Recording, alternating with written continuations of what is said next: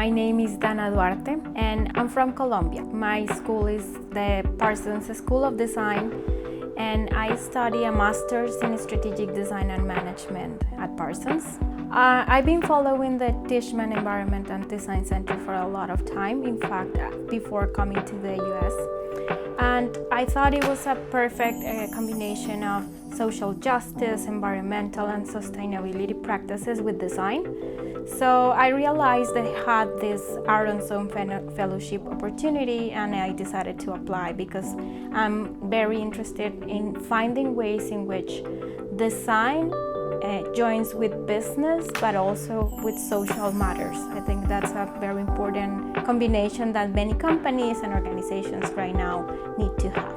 I knew about the Tishman Center through social media and some research papers that I found because I've been following organizations that do design along with social justice and community development. So this is something that I'm very interested because of my background in Colombia. I think here in Colombia we have so many things to work around and I'm very eager to contribute in the same way to my country, so that's why I had this connection. I also heard from professors about the important work they do here and I wanted to be part of that movement. My project is a social incubator for people who was previously incarcerated because of possession of cannabis in New York. So basically, something very interesting is happening here in the New York state. 2 years ago, the state decided to legalize adult use consumption of cannabis. And with that legalization process also came a lot of new regulations, efforts from policymakers, social organizations, and different NGOs that are working around human rights in that problem in particular. So what happened there is that the state decided to give licenses for dispensaries with priority in communities that have been impacted by the war on drugs. Basically what they decided was, let's give these licenses of operation for people who have been previously incarcerated or which families have suffered some sort of trauma related to this industry. So the project searched to create reparations through entrepreneurship, which is basically say, okay, they have suffered violence and trauma, but they can also become entrepreneurs in a legal setting, make a transition from an illegal context to a regulated context, and access this new way of look at cannabis as a plant that can be medicinal, also for adult use, but that can also give them a better economic status with their families. I feel that as Colombian, the legacy of this idea of stigma around drugs, we continue to be on the side of producers, and here in the US there is the side of consumption.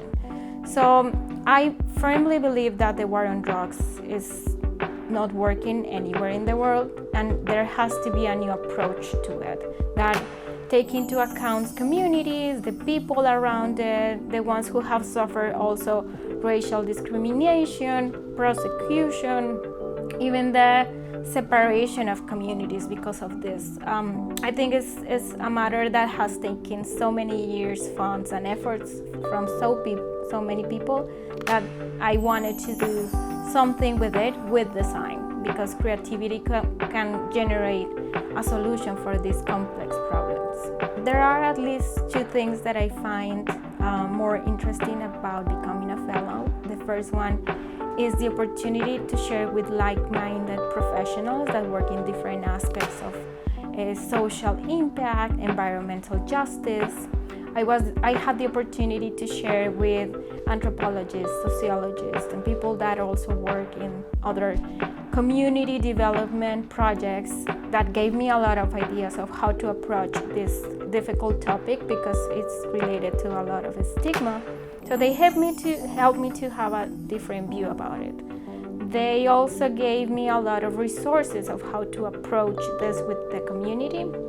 And finally, they helped me to see how to create design in this context, because usually one thinks about design in terms of technology or probably applications or graphic design or fashion design, but working around policy design and program design is a different topic, so they helped me through that process. And the final thing I will say is the fellowship also gave me the opportunity to give this information to people who is actually implementing it, and that connection was thanks to the Tishman Center. One of the most important parts of becoming a fellow is understanding the responsibility of the work that we do with the community. We go to communities, we ask them to share their problems with us, we ask them to gain access for their lives.